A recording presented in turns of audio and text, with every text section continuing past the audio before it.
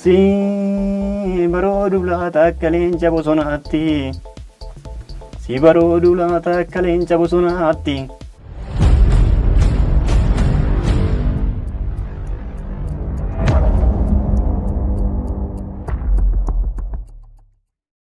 Harka fuunee akkam jirtu kabajamtootaa fi jaallatamtoota hordoftoota maatiiwwan Odaa Show chaanaalii fagoo viidiyoo akkasumas illee keessaa walateessanii kan hordofaa jirtan maraaf nageenyi rabbii guddaan isin haa qabu jecha. Egaan guyyaa har'aa qophii bareedaa fi ajaa'iba haalaan nama hawwatu interviyuu aartistii keenya kabajamaa fi jaallatamaa itti qaxafarii OBS waliin taasise irratti dubbii ijoonni dubbate kan waliin ilaallu ta'a. Namoonni yeroo jalqabaaf gara chaanaalii keenya dhuftan subscribe gochuun maatii keenyatti dabalama akkasumas immoo viidiyoo keenya laayikii fi koomentii gochuun nu cina dhaabbadhaa isiniin jecha laayikii fi koomentii gochuun keessan kan baay'ee nu jajjabeessu waan ta'eef gamanumaan gama qophii keenya guyyaa har'aatti qabadhee yaaddeettan isin dabarsaa hanga xumura qophii keenyaatti nu waliin turan affeerraa keenyadha.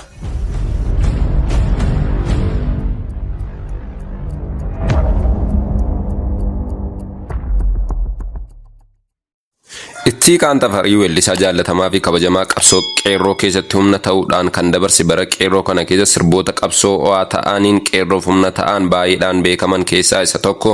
Egaan itti qaanxafarii eessatti dhalatee guddate akkasumas immoo amma eessa jira kan jedhuuf gamanumaan gara viidiyoo itti aanuuttan isin dabarsa. Ani kanin dhaladhee guddadhee godina Shawaa Kaabaa aanaa Kuyyuu gandaa qonnaan bulaa Hariiroo Darsoo jedhamutti. Egaan aartistii Ittiiqaan jireenya isaa keessatti gara aartii Oromootti yookiin qabsoo Oromoo keessatti kan inni hirmaachuu jalqabe yoom ture? Akkamitti immoo jalqabe? Ani tasuma weellisaatti nan taa'ee egaan barataa barnoota kutaa 10 xumurutti weellisaa nan taa'ee yaadee hin beeku. Bara 2000 kutaa 10ffaan barachaatti ture. Ji'oota 6 dhukkubsadheen ture. Dhukkubsadhee otoo hin ciisuu sirbi weellisaa Jaamboo Jootee halaalaan dhagaa ture. Dhaabbadhee deemuu hin danda'u. Sirbicha haalan jaaladheen nyaata nyaachaa jiru. Haadha kootiin kaasittaa kana naaf bite jennaan nyaata yeroo lama yoo afaan kaayatte siif hin ergee si bichisiisa naan jette. Isaan sababdee numaayyuu akka wal dhaalamtuuf. Nyaata nyaachaa jiru. Sana booda mana ciistee dhageette sirbicha. Mana ciiseen halaalatti dhagaa. Yeroo nyaata nyaate naasifaa'e. Sirbichuma wajjin naasifaa'ee natti fakkaata. Sana booda kaasettaan sun dhaabatamee sirba dhaggeeffachuun jalqabe. Ittiiqaan gara aartiitti tuun dhufin dura barnoota isaa irratti illee akkamiin akka hordofaa turellee dubbatee jira. Kutaa tokkotti darbee firiippaa qabxiin taa dhufee kutaa 11ffaa eegale. Kutaa keessa taa'ee sana booda kutaa 11 fi 12 torbanitti guyyaa tokko faan naqaa ture. Miirri barumsaa sun keessa kootii badee guutumatti. Sanumaan otoo akkasumatti jiru kutaa 12ffaa xumuree qabxiin naa guutuu didee. Aartist Ittiiqaan albeemii isaa jalqabaa Jabana Rooroo jedhu kan hojjete bara 2003 yoo ta'u albeemii kana haala kamiin akka hojjete illee ibsee jira. Sirba isaa Jabana Rooroo jedhu kana irratti illee yeroo dhagaan uummanni maal ittiin jedhaa akka turan illee ibsee jira. Jabana Rooroo kan uummanni jalqaba argate. Jabana Roorooti yeroo sana waqtii sana wal fakkaata. Dura hojjetame garuu sana wal fakkaata. Waa'ee maaster pilaanitii wal qabatee kan hin hojjedhanii didii ture. Jabana Rooroonis yeruma sanatti gallakkifamee garuu kan hojjetame bara 2003. Sirboota koo albama koo guutuu kan hin hojjedhe hojii humnaa hojjechaatidha. Sana booda sirba itti aanu sirbi koo lammaffaan didii jedha ture. Isa sana gallakkisee namoonni sirba jalqabaa sana dhaga'an sirba akkanaa hin dabaltu naan jedhan ture. Didiin hojjetame caalatti dhaggeeffatame yeroo diddaan akka malee hadhaawaa ture sana. Yeroo sana. Yeroo sirba isaa Jabana Rooroo jedhuu fi didii hojjetee gallakkisetti doorsifamaa akkasumas illee safara mana jireenyaa isaatti illee adamfamaa fi bilbilaan arrabsamaa akka ture illee dubbatee jira. Itti aansee immoo itti muddiidhaan hin as ba'e. Sanaan otoo bilbilaan doorsisuu wanti hin jedhamne hin jiru.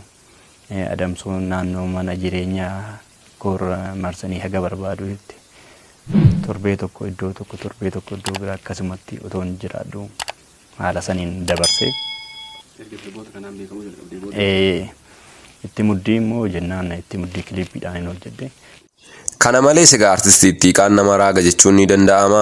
Sirboota isaa inni hojjete keessatti illee wal duraa duubaan yeroo ilaallu Jabana Roorroo, Didididii, Itti Muddii akkasumas illee Saaqi Saanqaa kan jedhu wal duraa duubaan akkaataa qabsoon Oromoo itti adeemsifamaa jiru waliin kan wal fakkaatu yoo ta'u, sirba isaa kana illee kan hojjete itti yaade utuu hin taane hojjete boodaan hundumti isaa kan raawwatu akka ta'e illee ibsee jira. Sirboonni koo wal duraa duuban Jabana Roorroo, Didididii, Itti Muddii, Saaqi Saanqaa akkasitti deemani. Jabana Roorroo, Didididii, Itti Muddiitii, Saaqi Saanqaa. Walirratti yoo dubbiste hima tokko ta'a jechuudha. Garuu itti yaadamee otoo hin taane haalli tarkaanfii qabsoo Oromoo haaluma sanaan deema ture. Jalqabaa Jabana Roorroo rifamaa akka jirru kan ibsee sanaaf immoo furmaanni diddaadha. Diddaan sun immoo suutan hin taatu har'a qabdee boroo gadhiiste. Diddaa labsitee. Diduu yoo namni jalqabu immoo diddaa yoo immoo muddii jettee. Itti muddii sammuu daga. Saanqaa saaqee akkas deema jechuudha. Egaan artistiin jaallatamaa fi kabajamaan kun itti gaafatamummaa nama jabaa fi jaallatamaa tokko illee galmaan ga'uuf qeerroo harkaa kabajaa fi jaalala guddaan fuudhee ture. Surraa wallisoo eebbisaa addunyaa. Mana eebbisaa addunyaa siif kennine sitti laannee jedhaniin fudhateera.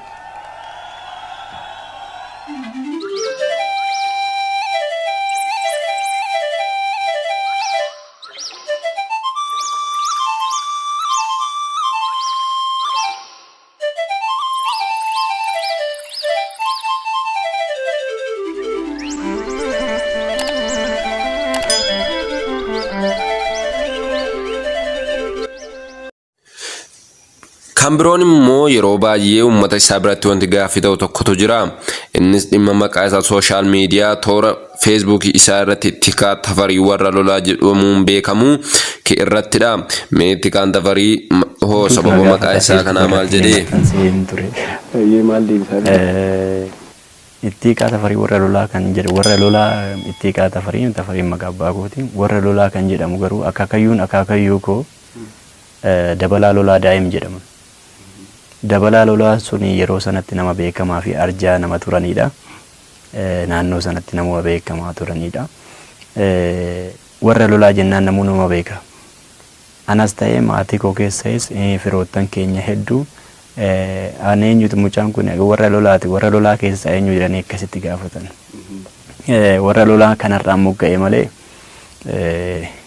hiika biraa qabaate miti. Ittiiqaan Tafarii jireenya isaa keessatti mudannoon baay'ee akkasa mudatellee dubbatee jira. Isa keessaa mudannoo cimaan dhimma lubbuun isaarra ga'e ibsee jira.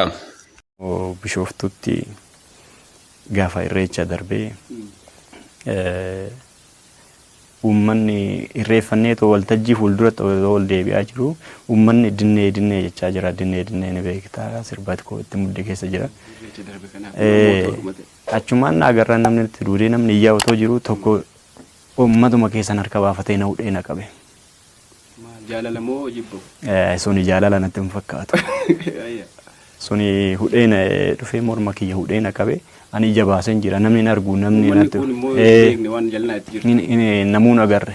Beeki diinas ta'uu danda'a. Egaa suni fira jedheen tilmaamu ani tasumaayyuu waan baay'ee na mudate hedduu argeetiin hin jira garuu kun hammiira jaalalaa irraa mul'atutu jira. Suni garuu morma koo qofa hudhee na qabe. Morma hudhee na qabe gadduudhaan Shimallis Abbaabuu fi Mogoroon dhufanii utaalee Shimallis hoggaa harka isaas gadduu galfatu. Ijaan baase. Harka isaas gadduu galfannaan Shimallis ofirratti ciniine. Shimallis kuniisa gurraacha eebule. Namichatu ciniina? Namichatu ofirratti ciniine. Irraan otoo nan gadhiisin isa ofirratti ciniine. Sana booda uummanni gadduudha. Inni oliin qabee jira miila kiyya kaafatan dura miila kiyyatu ka'e. Olla kaasanii uummanni gadduudhaan fudhatanii waan akkasiitu jira. Tole egaa Ittiiqaan waa'ee rifeensa mataa isaatii illee maal jedhee yoomirraa kaasee akka guddisee fi uummanni isaa illee maal akka ittiin jedhu dubbatee jira. Rifeensi kun Finfinnee kan hin dhufe bara 2002 kutaa 12ffaa xumuree 2003 qabxiin hafuu beeknan gara Finfinnee dhufe. Finfinnee dhufnaan guutumaa guututti yaaddadhe. Durallee guddiste turte. Dura jechuun normaaluma dhaabbatee jira ture. Sana booda 2003 dhufee asitti yaaddadhe. Amma waggaa 7 ta'ee jira. Hin muramne. Tasumaayyuu rifeensa akkanatti nan dheeressaa dheessi yaadeen beeku. Yoom akka murus hin beeku. Waan hin murus natti hin fakkaatu. Guyyaa kana waan dabarsitu san. Akkuma beekamu rifeensa beektee waan tokko yeroo rifeensa isaa ta'u waanuma fedheeyyuu namni tokko waan kun hin bareeda yookaan hin bareedu yoo siin jedhe yaada keessa jijjiirsisuu danda'a. Ani rifeensa akkanatti nan dheeressa otoo jedhee yaade osoo hin taane namni yeroo baay'ee bareeda rifeensi kee hin bareeda yeroo naan jedhan rifeensi kee ni bareeda namoo hin muratin nama naan jedhu baay'ata. Dabalataanis immoo haati koo rifeensa biyya hedduu jaalatti baay'ee jaalatti. Namoonni alarraallee namoonni rifeensi kee nagaadha nagaa nagaafatanii rifeensi kee nagaadha naan jedhan jiran. Kanaafuu kanaaf waan uummanni jaalatu nan jaaladha nan kunuunsa. Kan biroon egaa itti qaan yeroo garaa garaatti hamiidhaan wantoonni ittiin jedhamaa turan illee jiru. Jechuun egaa kanneen akka itti qaan duheeraa miilli isaa citeeraa fi kanneen kana fakkaatan illee dubbatamaa turanii jiru. Boodanarra immoo fuudheyyuu jedhanii turanii. Inni hoo maal jedhee viidiyoo itti aanu waliin haa ilaallu. Waan kana nama hagana jedhamee himuu hin dandeenyetu na gaafachaati ture. Eessaa akka madda isaa hin beeku. Maatii koo birallee ga'ee jira dubbiin kuni. Kanaan duras akkuma jechuun sitti himee ajjeefamee hidhamee miilla isaa akkana ta'e waan hedduu jedhamaati ture. Kanuma ammaa kanallee wayya soballee ta'u. Ka fuudhee kan. Fuudhee kan jedhu kana wayya. Akkamitti wayyaree sirraa cufti gaa? Ani jechuun ammaan dura hiriyaas hin qabu. Bultii sin ijaarre. Kanaan ala wanti biraa hin jiru. Fuudhe kan jedhu immoo hoggaan alaa dhaga'u gaafii natti ta'a. Too isinitti ni manni fuudhuu jettaan hundaanuu warra fuudhee waan akkasii hin jiru. An adda fuudhuun hin malle kophaa koo. Kophaa koo dhoksaadhaan hin fuudhu. Kanaaf dubbichi sobaa akkasiin hubatamuu qaba. Egaan kabajamtootaa fi jaallatamtoota hordoftoota Odaa Show chaanaalii qophiin har'aaf qabadhee dhiyaadhe kanneen hangammaa turanii. Egaan qophiin keenya illee yoo isinitti tole viidiyoo keenya laayikii akkasumas illee koomentii nu godhaa. Isiniin jecha laayikii fi koomentiin keessan kan nu jajjabeessuudha. Namoonni yeroo jalqabaaf gara chaanaalii keenya kanaa dhuftan immoo subscribe gochuun maatii keenyatti dabalamaa jecha waan nu waliin turtaniif galatoomaa jecha torban hanga qophii biraan walitti deebinutti nagaan tura.